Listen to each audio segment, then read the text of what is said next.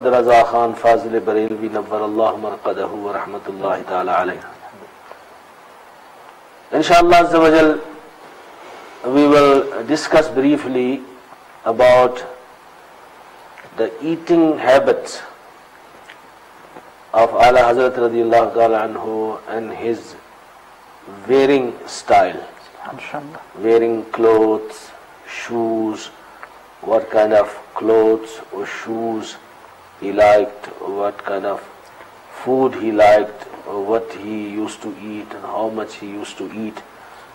So we can also try to practice his life because he is our leader, he is our hero, he is a great wali of Allah Azza wa Jal, and we should follow the path of pious people because they represent the path of Rasulullah sallallahu alaihi wasallam. They implement the sunnah of the beloved Nabi sallallahu alaihi wasallam upon themselves, and practically how the sunnah is performed and conducted can be learnt easily from the life of great saints, great awliya, great ulama, and especially a great mujaddid like Sayyidi Ala Hazrat radiyallahu ta'ala anhu. Ala Hazrat used to eat very little, and he did not have a very big body. He was a thin person and also not big boned person, and of course his focus was more on reading, writing, ibadat. And normally, these kind of people, they eat less. So when you eat less, then you can keep your wuzu for longer time. Then you don't have to run to washroom to freshen up your wuzu or to attend to the call of nature. They're very sensitive to these kind of matters. You would read the style of many great scholars and pious people and Sufiya Ikram and Awliya Allah. You will find that they share this quality with each other, very common you find in them. So Ala Hazrat was also a person that would eat very less, and his favorite food was meat dish, but meat of goat, especially mutton. In mutton you have sheep and you have goat, but his favorite was goat. As we call it bakri or bakra, and sheep we call it bhed, but he would like mutton, but juicy, like with soup, as we call it shorba, not dry one, or like they call it, buna hua gosht. That wasn't his style, because in that you would eat a lot of meat. So though the meat was good and he liked meat, but very little meat with shorba, with juice, with soup of the meat. And then roti, as we call it chapati, made of wheat flour. And the chakki ka atta we call it as well, wheat flour. So this was his normal food. So we have seen that Ala Hazrat rahmatullahi ta'ala alayhi, of course, as you said, that he would eat less and he would suffice on less because the main concentration was the khidmat of deen. And all, mashallah, in accordance with the sunnat of the Holy Prophet sallallahu alaihi wasallam. On the very same thing, there is a narration which comes to mind that once the wife of Ala Hazrat rahmatullahi ta'ala alayhi made that kind of dish for Sayyidi Ala Hazrat, that there was some soup in it and some gravy with that mutton inside. Now, she came with those dishes in the room where Ala Hazrat rahmatullahi ta'ala alayhi used to study. So, Ala Hazrat rahmatullahi ta'ala alayhi was busy, she brought the food. So, what she did was, she put the dining mat and she put the curry. Now, so the roti does not get cold. What she did at the corner of the dining mat, she wrapped it. Must be a cloth or something. She wrapped it so that it remains hot. Ala Hazrat rahmatullahi ta'ala ali, as he came and he saw the curry is there, so he did not worry about the roti. He thought the roti is not there. He just drank the soup, ate the meat, and then when the wife came, she said that, why didn't you eat the roti? The roti is as it is. So Ala Hazrat rahmatullahi ta'ala alayh, he very politely replied that, well, I thought that the roti is not there today. I mean, it's delayed. Yes.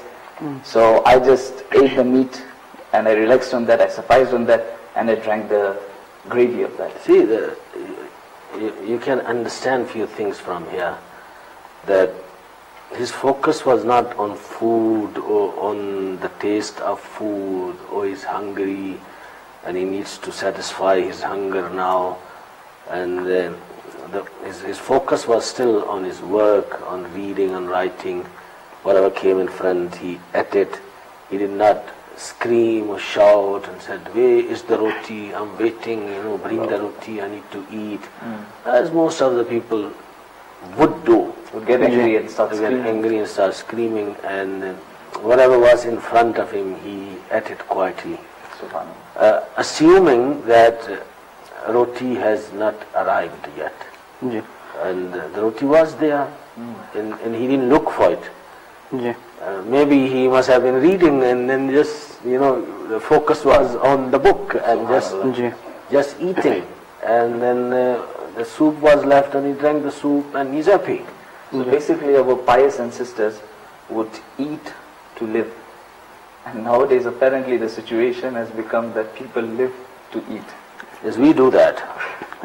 Mostly we do that, but we eat a lot. And from the lifestyle of our pious elders, we must learn this, that this life of dunya is not about enjoying, it's not about eating, it's not about having good time in the dunya, tasting everything that's tasteful, running behind riches and comforts and luxuries, trying to enjoy this life of the dunya is so we can do something good and we are successful in the akhirat. Now, this is what you learn from the life of Sayyidi Ala Hazrat radiyallahu ta'ala, all Buzurgani Deen. Mufti Sahib, this incident also shows the good behavior of Ala Hazrat towards his beloved wife. Yes. Because normally he thought that the roti is not ready, although the roti was there. He thought the roti is delayed. So he didn't get angry, he didn't start screaming, he didn't start scolding his wife. And today it is seen that if the food is salty or if the food is not on time, then husband starts screaming, and it is even seen that some husbands start beating up their wife. So what should be the behavior and attitude of the husband when the food is late or food is salty? In this case, what should be the attitude of husband towards the wife? See, this is what we learn from the life of Ala Hazrat. And Ala Hazrat is a person who would practice the sunnah of the beloved Nabi sallallahu alaihi wasallam. And they are polite and they are kind towards their family members. Wife is also a human being, she is not a machine. That everything has to be on time every day, and the taste must always be the same, and etc. It's a person, she is a human being. One day she would be late, other day the taste would not be the same. Many things can happen. She can also fall sick, she can also have headache, she can also get tired. And the men go out and work and earn money, but at home there are a lot of work. Cleaning up the house, washing the clothes, ironing the clothes, making the food, preparing the kids, looking after them, their homework and all that. There's a full-time job, actually much more than full-time job, 8 hours job. It's actually much more than that. So one should appreciate and accept if there is something that's not according to their taste, and make sabr. And continue, and not insult and shout and hurt, because they are also humans and they have their weaknesses and times that they don't feel right and they feel weak and they feel in pain. So this is what we learn from Ala Hazrat, and we learn from all the pious people, that they would treat fairly their wives, they would treat fairly their children, they would treat fairly their parents. They are the just people. They are fair in their conduct and fulfill everybody's right. Mufti Sahib, if it may be seen from the other angle too, because definitely Ala Hazrat's akhlaq towards his wife was amazing, that he did not complain, he did not shout, he did not get out of control. But on the other hand, we can also see that the wife of Ala Hazrat was also very polite, that usually there is a separate room to eat.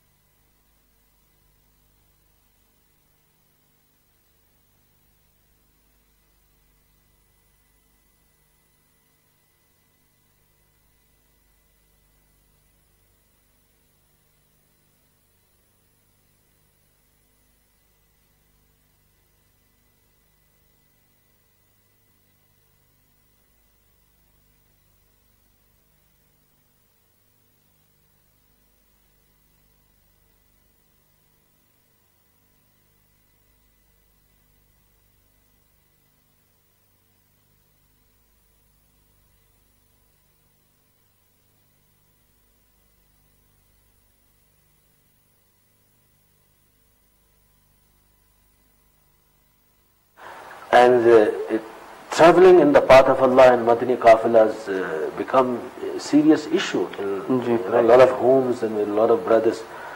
And they want to travel, but they don't get permission. And they have to, as I said, they have to face too many things. So when Allah subhanahu wa ta'ala wants to help you, He would create favorable environment around you. So we must always ask Allah subhanahu wa ta'ala, oh Allah, help me to serve your deen, and make my condition and my circumstances favorable for my deeni interest, for my deeni work, so I can sacrifice my time. My family must support me, wife, children, they all must support me. And if person goes and does some work and then the piercing messages start coming, you leave us alone, you got no time for us. Right. You're not like other husbands, from 8 to 5 they work, and then from 5 to 6 o'clock in the morning they're at home. What they do at home? Right. Do they conduct a madrasa? No. They sit there, they watch TV, movies, smoke, this and that. Or you can see them there around. That's it. I mean, there's no really contribution towards the children or for deen or for their own goodness of the hereafter. So this is actually a culture that is not our culture. Mufti, like this is a very small example, a very small narration that Ala Hazrat, that Rahmatullahi Ta'ala alayhi, did not make it a very big issue that I didn't see the roti. So it shows us that there is a very big deal of compromise needed between both the husband and the wife. So Mufti Sahib, what would you tell the Madani channel viewers that how to follow on these footsteps of Ala Hazrat in order to attain a peaceful environment in the house? Well, it's all about understanding. I mean, person becomes impatient and starts screaming and yelling and shouting. He's going to destroy his own life, his own family, because for how long wife can take shouting and screaming? It will break that mahabbat, it will break that love. And when there is no love in the marriage, then that marriage is a failure. Then even if sometimes people compromise to some extent, but they compromise with hateful feeling. True. And there's no care left in that home in that family. And when there's no care, when there's no love, then of course the consequences are very bad, very painful, and they affect the whole family, the spouses, the children, etc. The Islamic teachings are for the benefit of the people. Akhlaq, the good character, is for the benefit of the people. So end of the day, they will enjoy if they practice deen. They will see the benefit. They will eat the sweet fruit of that lifestyle and enjoy, and everybody will be happy, and there will be respect, there will be love, there will be mahabbah, because everyone feels I'm important. Right? Everyone feels, I'm needed. Everyone feels, I'm valued. I have a respect. I have a respect. Right. I'm not treated like a slave in the house. And Mufti Sahib, even if the wife cooks food and it's not up to the taste of the husband, or she commits some mistake, and he does not react against that, and he tolerates and makes sabr, so he will get reward. But if he has to react against, and if he starts scolding her, screaming at her, or hits her, then he will hurt her. Instead, if he makes sabr, then he will be rewarded, and maybe that tolerating can become the cause of his forgiveness. As a story comes to mind, that a person came home and his wife cooked food, and the food was not up to taste, it was salty. When he passed away, so after his death, someone saw him in his dream and asked that, how were you treated? So that person replied that, I was forgiven because once my wife cooked salty food and I forgave her. So Allah subhanahu wa ta'ala forgave me, that you forgave my bandi, so I forgive you. Subhanallah. Subhanallah. No, definitely. You be kind upon people, loving upon people, forgiving people, and the owner of the heavens will forgive you. That's the summary of Hadith Mubarakah. Subhanallah. So yes, it is the reality and the truth, and if the food is not according to the taste, and if you don't feel like eating, you don't eat much, your wife will know immediately that the food wasn't tasty. Right? So why must scream? The idea of screaming is to give her a message. So next time she can be more careful. And if the food is not tasty, of course you would not eat a lot. In a silent way, right? The message can be given, and normally it happens. It's so natural that the food is tasty, and you might end up eating 3 rotis instead of eating 2 rotis. And if the food is not tasty, then you might eat half roti, and then you will say, "I'm full now." Right. So you don't have to say much. So next time maybe she'll try harder and make that dish even better. And then you avoid all this, unnecessary conflicts and fights and discomfort and anger and hatefulness and etc. Mufti, you said that Ala Hazrat rahmatullahi ta'ala alayhi, in terms of structure, he was a very thin person. Nowadays that we have a concept in the community that Ala Hazrat rahmatullahi ta'ala alayhi is such a grand personality. Nowadays people say that, if a Maulvi does not have a stomach, so he's not regarded as a proper Maulvi. But that's the example of Ala Hazrat. No, that's actually some people sarcastically, they say that. It's like when they make fun of, and it's a very bad thing to make fun of ulama for the reason because they are ulama. That's very dangerous actually. The consequences could be very, very dangerous. It can affect the iman as well. So people must not say this kind of thing, especially when it comes to ulama ikram, because they are the heirs of Rasulullah sallallahu alaihi wasallam. They are the successors of what Rasulullah sallallahu alaihi wasallam has left behind, and that is ilm-e-deen. This is very important. But they're always after the ulama, that the alim sahab, the Maulana sahab is going for niyaz, the Maulana sahab is taking a parcel, the Maulana sahab is eating halwa.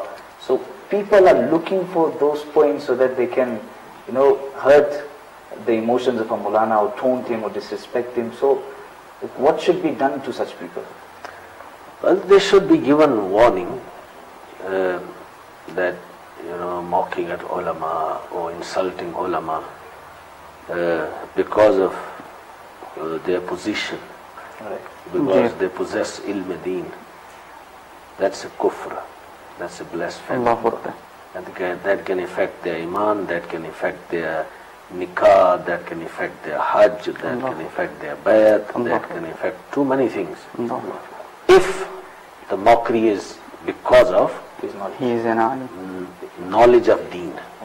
And so they must, see that.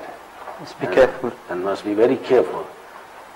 If it's a personal problem with an alim and because of that he said something, that falls in a different category. Right. And different ruling would be applied on that. But still it would be discouraged. Yes, of course, that still would not be allowed. But because it's a different reason, then the severe, the hard ruling would not be implemented. But if generally because he's alim and that's why the person is mocking at him, that's very dangerous. So people must be very careful. Okay, coming back to the discussion that Ala Hazrat radiallahu ta'ala anhu, he also liked few other things, for example, called firni and chutney. Subhanallah. Right. Like once in the month of Ramadan, he set for itikaf for few days. Not the full 10 days because he used to be very busy with his work. From 26th, he set for few days. And in other days, his eating, all that used to happen in the house, so people would not notice. But the few days that he set, 4 days or 3 days, then people could see. So he would open his fast with basic things, water, khajur or whatever, and then there's no eating. And then in iftari, he will have firni. Firni is a sweet dish. Right. That's made with small pieces of rice and milk. We call it kheer as well, but kheer is a thicker concept. And the firni is the same thing, but thinner. Right. So thinner, you can drink it. The kheer, because it's a thicker, you have to eat with the finger, with the spoon. So that's the difference. So this is called firni. So Ala Hazrat will have a little bit of firni, and then a little bit chutney. But chutney is, of course, will have like sauce. It will have salt, some chili, etc. But he'll start with chutney, then have firni, and then a little bit chutney at the end. So some people asked him that, why you do that? Right. He said, your firni is something sweet, it's nice, and it is sunnah to start with something salty and end with something salty. So I start with chutney and then I have firni, and then at the end I eat a little bit chutney. So I practice on the sunnah of the beloved Nabi sallallahu alaihi wasallam, and then also the person's nature desires, different taste. So I have sweet and I have salty taste, so my nafs is happy and satisfied. So little he used to eat in the month of Ramadan. And also, sometimes for months he would only eat breakfast. Allah. No lunch, no supper. When we hear about Ala Hazrat and when we listen to the Sirat of Ala Hazrat radiallahu ta'ala, and when we look at Amir al-Sunnat, we find Amir al-Sunnat to be the manifestation of the qualities of Ala Hazrat, actually complete personality of Ala Hazrat. Because as we heard that he would eat less, he was thin. Likewise Amir al-Sunnat, most of the year he is fasting, and he also motivates his murideens to eat less, eat half roti, tahreek. Right.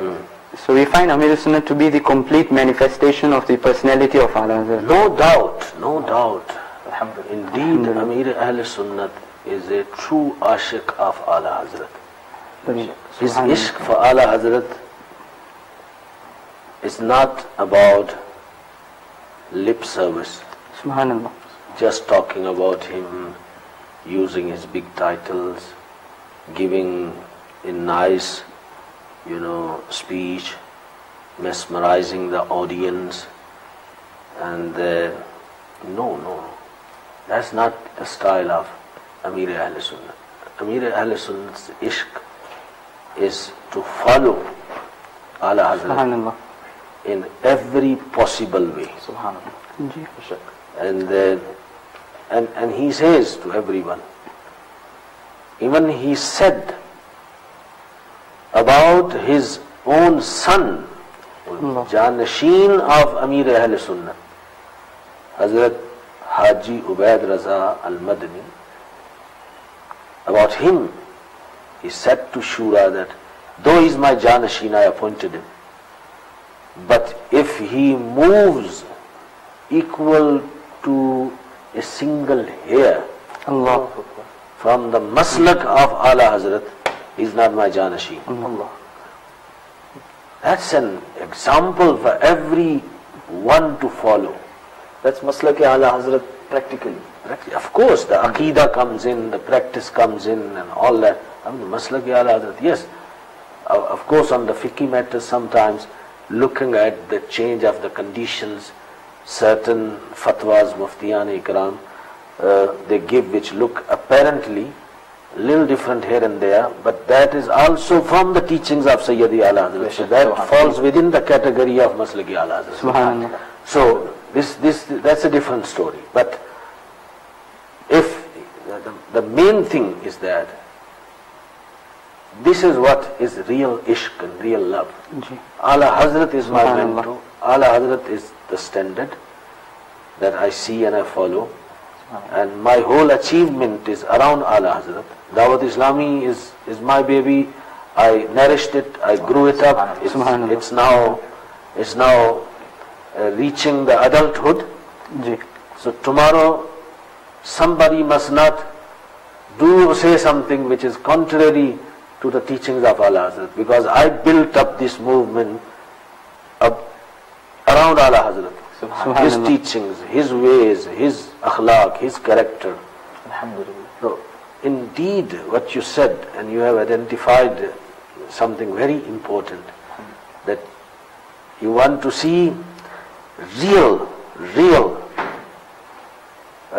effect of the life of Ala Hazrat and the teachings of Ala Hazrat and the manifestation of Ala Hazrat, then you need to see Amir Ahl Sunnat, Hazrat Maulana Muhammad Ilyas Attar Qadri Razvi Ziyai Damat Barakatuhumul Qudsiyah. Alhamdulillah, Mufti Sahib, we should be very thankful to Allah Azza wa Jal that we have a peer like Amir Ahl Sunnat, who is spiritually, practically making us and motivating us practice the footsteps of Sayyidi Ala Hazrat.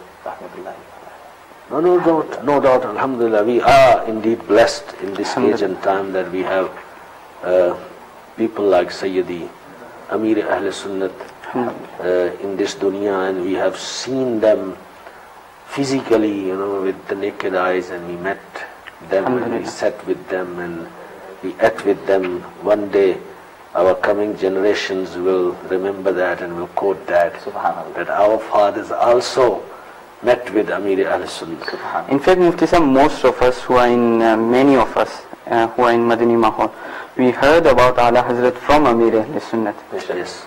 And he has inculcated the love of Ala Hazrat into our hearts so much that today we see every child, every Sunni child, every child in Madani Mahal saying Ala Hazrat, Ala Hazrat. And see, one thing is Ala Hazrat's ishq. Even in eating habits, Subhanallah. you find his ishq.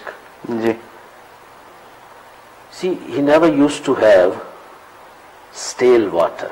Stale water, like yesterday's water. And that was due to health reasons. Not that anything wrong with the water. Right. It would cause, flu, nasala, zukam. But he says, whenever I went to Medina,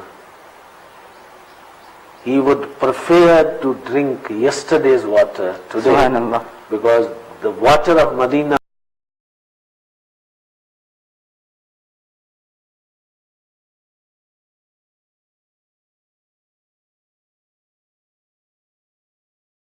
would always Shiva. Subhanallah. Subhanallah.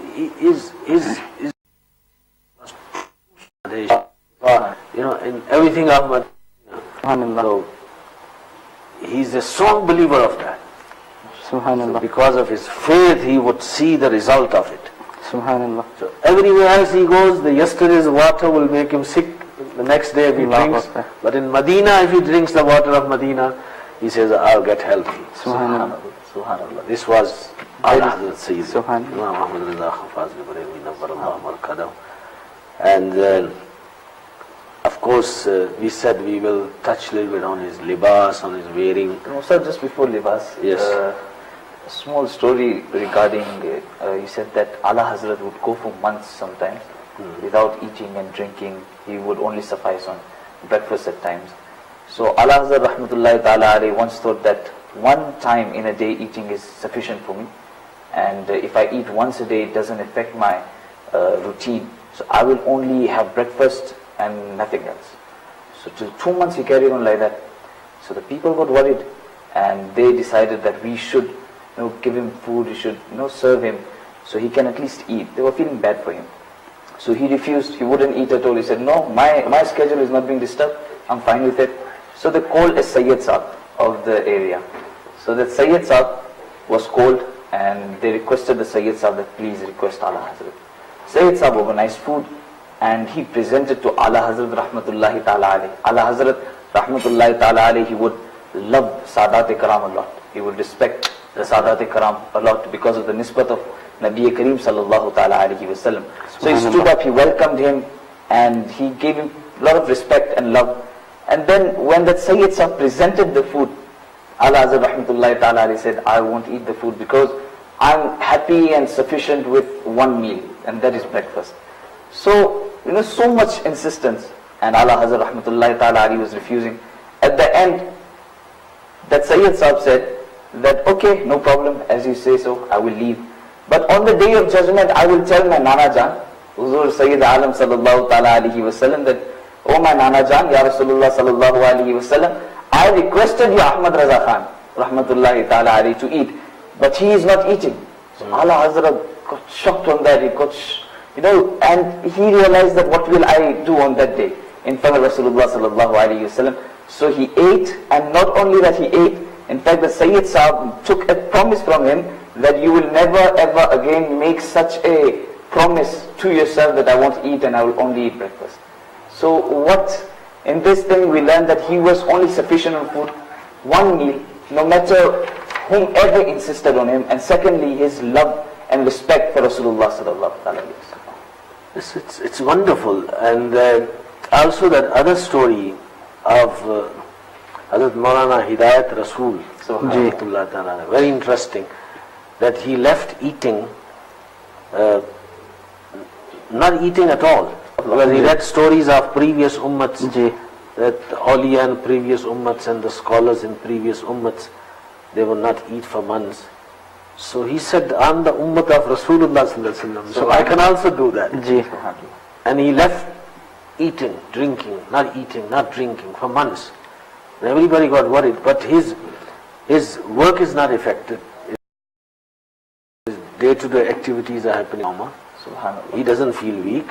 He reads his namaz with Jamaat. He's doing everything. But the people around him were worried because they felt that if Ala Hazrat fell ill and then what's going to happen. So Hazrat Maulana Hidayat Rasul was very close to Ala Hazrat. They called him and he came and he saw Ala Hazrat and he's standing on one side, he's not coming to meet him. So Ala Hazrat said, Maulana, why are you standing far away? Come meet me, shake hand with me. No, he's not. Because of friendship. you know. I don't want to come. You don't want to come. What's wrong? He said, no. Ahle Sunnat must wear the bangles. Become like women who don't go and do the male work. It's an example, you know. It's a saying in Urdu, you know. Mardon ne churiyan pehnni hai. So now they must wear bangles now, Ahle Sunnat. So why are you saying that? He said, if the Imam of Ahle Sunnat is not eating, and he said, well, there's nothing wrong with me, I'm doing my things. He said, no, fine, you're doing your things. But according to us, the food is necessary for physical survival. Otherwise, we're all going to be worried. So he said that you must eat, and if you're not going to eat, then from today I swear I will never eat again. So then the order was given to, from Ala Hazrat to the household members, and the food was prepared just to please Hazrat Maulana Hidayat Rasul Ala Hazrat radiyallahu ta'ala anhu. So it's wonderful, it's amazing, it's all is miracle. Ala Hazrat's life is miracle, definitely. Mufti Sahib, this also shows the love of people and love of ulama for Ala Hazrat. Rahmatullahi ta'ala alayh. That when they saw him not eating, so they were worried. Why is Ala Hazrat not eating? And today, Ala Hazrat is loved in each and every corner of the world. Alhamdulillah. See, Ala Hazrat was accepted as Imam of Ahl Sunnat. Not that when he made parda and then people realized. He is not accepted as Mujaddid, that he made parda and then people realized. Actually, in his lifetime, Allah showed him his shan and his greatness, and he witnessed how much people loved him, and how much people respected him.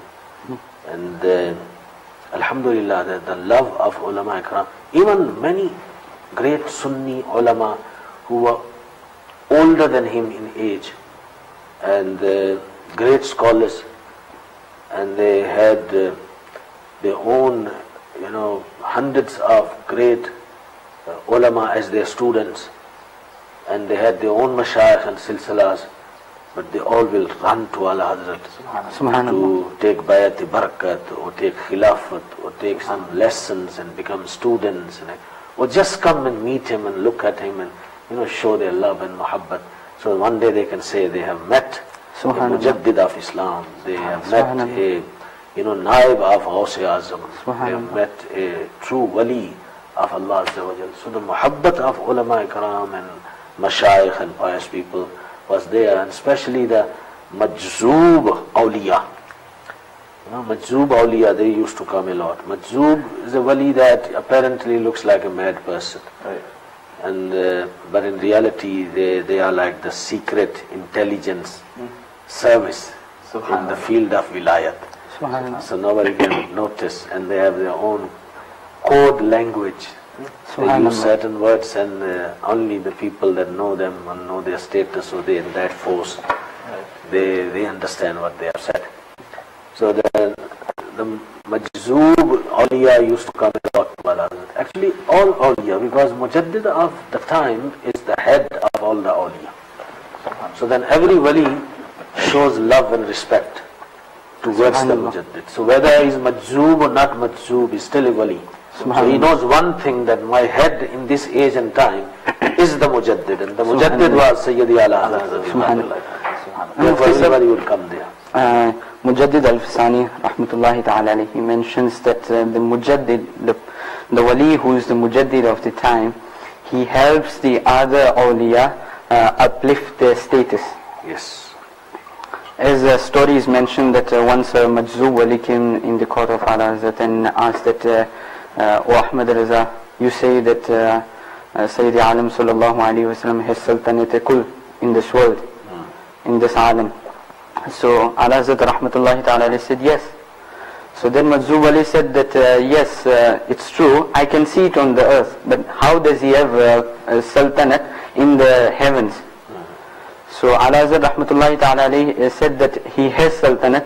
He has sultanate kul. Governance. He has complete governance in the heavens and the earth. So Majzoob Ali got angry and he went away. At that time, Mufti Azam in Rahmatullahi Ta'ala alayhi, Ala Hazrat's younger son, was very beloved to Ala Hazrat. He was on the roof. He fell down and he was unconscious. When Ala Hazrat rahmatullahi ta'ala alayhi came at home, so Ala Hazrat rahmatullahi ta'ala alayhi's wife, Mufti rahmatullahi alayhi's mother, she asked Ala Hazrat that why did you, she said to Ala Hazrat that why did you have to debate with the Mazoob Ali? Now see what's the result. So Ala Hazrat rahmatullahi ta'ala alayhi, although Mufti rahmatullahi alayhi was, I can sacrifice 1,000 Mustafa Raza on my beloved Nabi sallallahu alayhi wa sallam, but I will keep saying that Nabi sallallahu alayhi wa sallam has Sultanate Kul. And after, as soon as Ala Hazrat said that, Mufti rahmatullahi ta'ala alayhi woke up. And after some time that Mazoob Ali came in the court of Ala Hazrat radiyallahu ta'ala, and he said that yes, I accept that Nabi sallallahu alayhi wa sallam has Sultanate Kul, complete governance in the heavens and the earth. So this shows that Mujaddid also helps the other awliya to understand some secrets. And this was actually the secret of haqiqat and ma'rifat. I mean, for ordinary people, it's difficult to see the Sultanate. That's why that Majzoob was also confused. Right.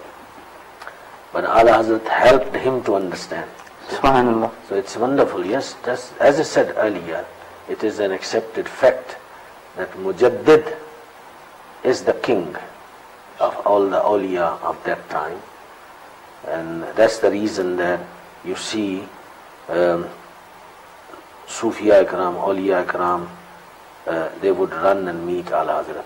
I mean, you have heard the qissa story of Hazrat Mian Sher Muhammad Sharqpuri rahmatullah ta'ala, who was in Punjab, and he came to meet Ala Hazrat radiyallahu ta'ala, and Ala Hazrat was busy doing his work, and he did not even concentrate who came and who went.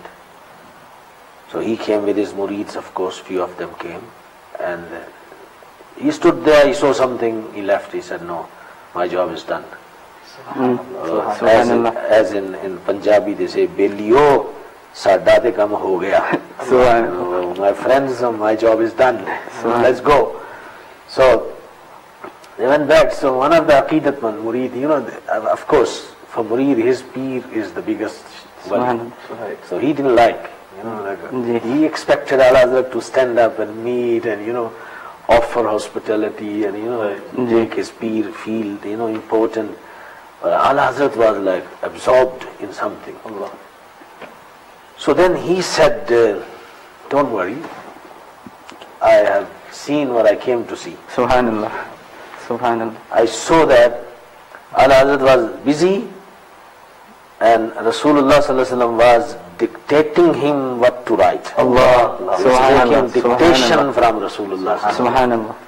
So he didn't become author of over 1,000 books for nothing. He didn't become, master in over 50 branches of knowledge, just like that. That aid, that support came from Rasulullah sallallahu alaihi wasallam. Indeed, it was the special karam of Nabi sallallahu alaihi wasallam. He was a magnetic, power to pull awliya, and every wali would come and see him, make his ziyarat, spend some time, and then go back. That would help them to even grow further in their status, of friendship of Allah subhanahu wa ta'ala, wilayat. Okay, so let's talk a little bit about the wearing of Sayyidi Ala Hazrat, his libas mubarak. Subhanallah. The writers, they say he would wear kurta, Subhanallah, and kurta, like, this famous Madani libas, kurta, and shari pajama,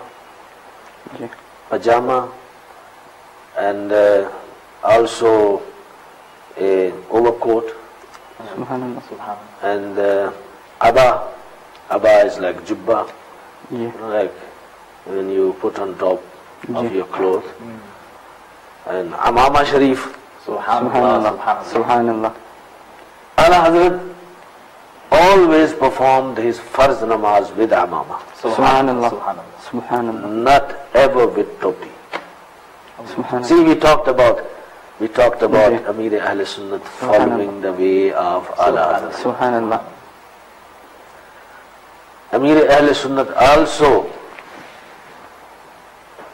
never read namaz without amama. Subhanallah. I mean, what we know and what is apparent.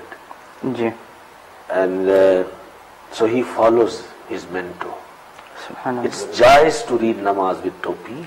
Ji. There's nothing wrong with that. But of course with amama there is more sawab. Subhanallah. There are virtues, there are fazail. And this is the way of Sayyidi Ala Hazrat radiallahu ta'ala anhu. Subhanallah. He would always read his farz, because farz is the most important part of the namaz with amama. Subhanallah. And is shimla that the leftover or tail of amama sharif would stay on the right shoulder. Subhanallah. That was, his way of wearing amama sharif. And his libas was Madani libas. Subhanallah. In the terminology of Dawat Islami, Madani libas is white kurta and pajama. So Alhamdulillah, we have learned this beautiful Madani pool that why you wear, it's the sunnah of the beloved Nabi sallallahu alaihi wasallam. Subhanallah. But Rasulullah sallallahu alaihi wasallam would wear chadar mubarak. Subhanallah. Though he ordered pajama, because pajama is, is a kind of dress that where you have more precaution, of covering the satar and etc. So Ala Hazrat would wear pajama and kurta, white color. Subhanallah. So Alhamdulillah, in the mahal of Dawat Islami, white pajama, white kurta. Subhanallah. So this is the way of Sayyidi Ala Hazrat radiallahu ta'ala anhu. Mufti Sahib, did Ala Hazrat ever wear color clothing? Well, this is what we find in the books of the Seerat of Sayyidi Ala Hazrat radiallahu ta'ala anhu. Yes, he would wear sometimes certain mosmi libas and certain seasonal dresses and etc. But other than that, his usual way of wearing clothes would be the Madani libas. Subhanallah. The Madani libas is our terminology, Ji. the white kurta and white pajama.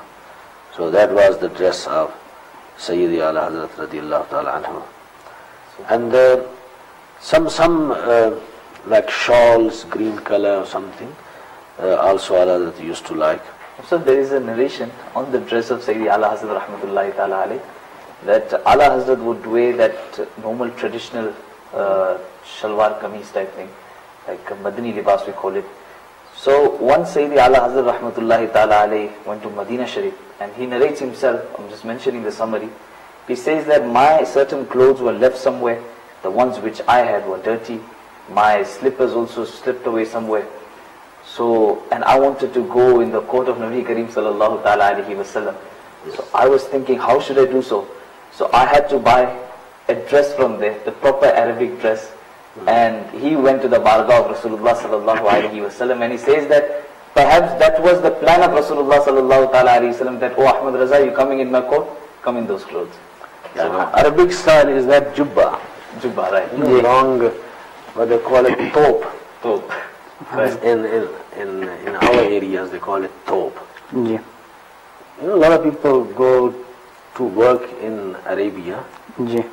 Now, I mean, these days in Amiya, tha has become ta. Right. Yeah. So, thob. Yeah. Okay. So they must be saying, tob. Yeah. Yeah. So our people went and they heard, and they said it's a tope. And the tope is a cannon. Right. Now, before, when I used to hear, they say, I bought a tope. I said, what? You bought a cannon? You're going for war or something. You're going for war, you're going to kill some people. And then later I realized it's actually because of thawbun. Okay. because it's a long, piece of cloth.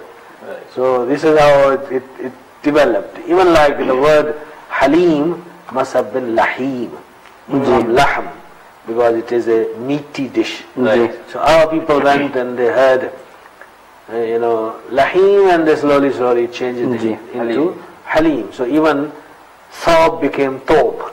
Right. So these kind of things happen, but it's like a Arab style. Like recently, Amir Ala Sunnat also wore, and we all have some sets. I think you wearing as well? You're wearing Thob.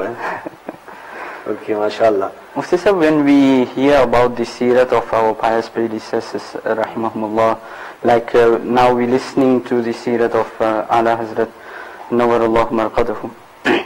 So we get the jazba that we should also practice upon the sunnah, as Ala Hazrat rahmatullahi ta'ala alayhi would wear simple clothing according to sunnah and eat according to sunnah. So we also get that jazba and enthusiasm of practicing sunnah. But as soon as we go back, so that jazba dies away. The jazba goes away, that enthusiasm is no more. Or maybe after 2 days or few days, the jazba goes away. So what should be done to stay firm on sunnah and the practices of our pious predecessors, rahimahumullah? The best thing would be that one should try to stay in the mahaul of pious people who practice sunnah. Well, that's where you get inspiration and motivation, and it must continue. You separate yourself. It's the best way to stay in the mahaul of Dawat Islami. You will always find people who are striving to practice upon the sunnah. They give dawat, they help each other, they motivate each other, they travel in the path of Allah to educate other Muslims about deen, about Islam, about Quran, about namaz, about the basic aqaid of Islam, and etc. So you see their life, you see that these people are working so hard, they're striving really, not for dunya, not for money, not for business. Why are they doing that? They're spending days and nights, they sleep late, they get up early, during the day they're busy. They're not making money, they got something else in their mind, and then you get inspired. And so it's very important that we stay in touch with the beautiful mahaul of Dawat Islami. Because we say Dawat Islami because in this age it's very hard to find that jinni mahaul that we're talking about. If there is any besides Dawat Islami, we would also appreciate that. But because it's very hard to find, therefore we would generally talk about Dawat Islami. And then of course focus on the benefits. Keep on focusing the sawab, the benefits of practicing the sunnah. And then inshallah our encouragement would stay, would increase. But if we cut off from the Madani Mahaul, and then our focus is on the worldly things, not on the benefits and the virtues of good amal and good deeds and the sunnahs of the beloved Nabi sallallahu alaihi wasallam, then everything will vanish. And then after 1-2 years, if we get chance, maybe we get charged a little bit again, and then so that's not good. So on the same note, I think it's also important that, as you said, that a person should stay attached in a Madani Mahol of Dawat Islam. Along with that, a person should try that if there are kids at home, he should incline the kids towards the Madani Mahol from this age. Definitely, and one of the way to attach ourselves and our families and our children to Madani Mahol is to watch Madani channel. So alhamdulillah, this silsila that we are doing is also on Madani channel. So much alhamdulillah being said, and muballighin and ulama ikram coming very often in different languages, giving beautiful messages and educating the community all over the world, wherever you are. Please keep watching Madani channel, and we make dua that Allah subhanahu wa ta'ala keep us amongst the true lovers and ashiks of Sayyidi Ala Hazrat and all awliya ikram, as Amir Ahl Sunnat Damat Barakatuhum al-Qudsiyah have taught us, آمین بجاہ النبی الامین صلی اللہ علیہ وآلہ وسلم صلو علی الحبیب صلی اللہ تعالی علی محمد صلی اللہ علیہ وسلم صلاة و سلام علیکہ یا سیدی یا رسول اللہ وعلی آلکہ و اصحابکہ یا حبیب اللہ. The revival of Islam, the blessings of Ala Hazrat, the revival of Islam, the blessings of Ala Hazrat, the blessings of Ala Hazrat.